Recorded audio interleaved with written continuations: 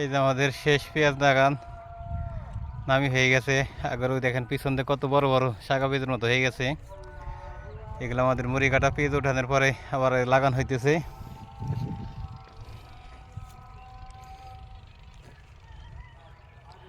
ঠান্ডু ভাই, কয় ভাই লাগাইছেন পিস? লাগাইছি তো ভাই বাহি 10 পাখি। এবার তো ভাই কি যে হই করে ভাই, কে ভাই এবার কি কৃষকের লস নাকি? এবার তো লস ভাই। এই শাখা বীজ দেখতেছেন না, শাখা বীজ কিনছি কত করে, আর এখন এই যে বেচা লাগতেছে কত করে। লস হয়ে গেল এবার 3 বছর তার বেশি করে বেচছেন, গরিব মানুষ কিনে খাইতে পারতেছে না। সারের দামটা গেছে কি ভাই? সারের দামটা গেছে কি? জিনিসের দাম কি ভাই? এবার তো কৃষকের পুরো এক মাথায় হাত। হ্যাঁ ভাই, লস হয়ে গেছে। এত টাকার বীজ কিনে সার পানি খরচা করে কামলা বিল দিয়ে কৃষকরা তো এবার অনেক লোকসানে আছে। লসে মানে ভাই প্রচুর লসে আছে বর্তমান। আচ্ছা, আল্লাহ আল্লাহ করেন যদি আল্লাহ ভাগ্যে রাখে, আবার হয়তো ওইটাই তো খালি ভাই। পেঁয়াজে মরে যেতে ভালো দাম পান। ওই ভাই আমার তো ভাই এই যে এই খেতে 43,000 টাকার পেঁয়াজ লাগছিল, চালান পাতি উঠছে আর কি, পেঁয়াজের দামটাই উঠছে, আর বাদ বাকি সবই লস। আর ভাই রে ভাই, মানিকের গুয়ায় বাস আটা হাইকে এই যে আমাদের পেঁয়াজ, আর এই যে এইটুকু গাছে লাগানোর জন্য।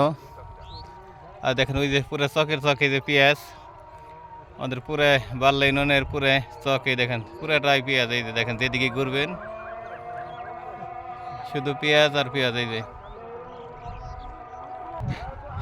যে আমরা এইভাবে পেঁয়াজের লাইন টানা লাগে এই যে আঠা দিয়ে।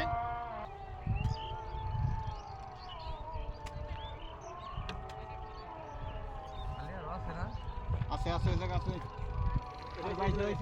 ভালোটা লাগান, যেটা ফেলান ফেলাই দেন,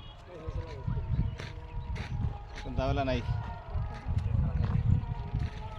আলি আছে, এটা যে কম পড়তো না আলিতে। আল্লাহ রে, যে কয়টা সুন্দর সুন্দর আলি ওইগুলো লাগান, যেগুলো মিস নে ফেলাই দাও না। ওগুলো ফেলাই দেন, আলি ঘাটতি পড়বো না। ওই যাইব ক্ষেত লাগানোর শেষ। বাইশে বাইশে লাগে, দু এক মোটা বাসে বাসুক, না বাসলে না বাসুক, কিছু যায় আসে না। যে আমাদের মরিচ লাগানো হইতেছে,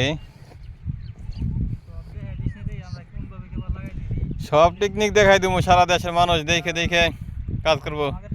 এই যে দেখেন দর্শক ভাইরা, আমাদের মানিকগঞ্জের মানুষ এই যে কীভাবে মরিচ লাগায়।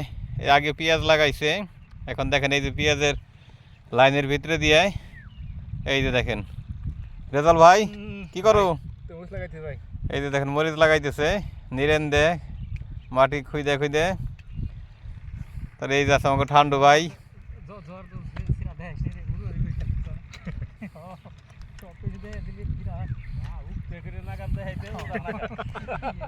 কি সুন্দর করে এই যে মরিচ লাগাইতেছে এইভাবে পেঁয়াজ লাগানোর পরেই।